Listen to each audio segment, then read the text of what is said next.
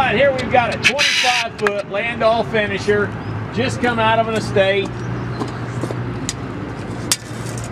It's got 18-inch front blades approximately. Some are a little bit bigger, 18 and a quarter, 18 and a half.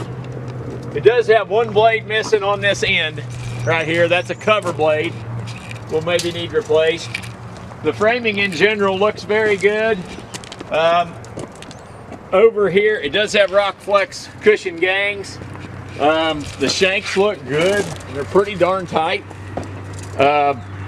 It does have a non-factory weld right here, which is very common where they on the folding side. Did a nice job of fixing it. Said it's been like that for years. He retired from farming. Probably got a little leak or two around on it. Hadn't been used for a lot of years. It has been setting in the barn. We knocked the barn dust off of it. You can see on this back Harrow, it's got a slight bend to it.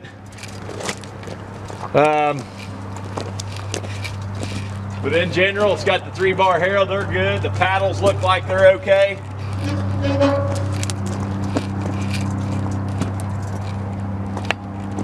And it's here on the lot and available. It is missing a shank right here.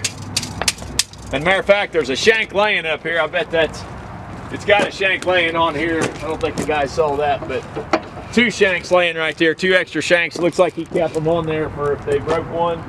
So they'll come right with it. Pretty solid tool in general. He's doing a nice job. He said it did a good job, but he hadn't farmed in a couple years, several years, so has been setting in the barn. Got some extra parts in here, some extra U-bolts and things. He said he always kind of had it with him in case he got to the field if he needed something.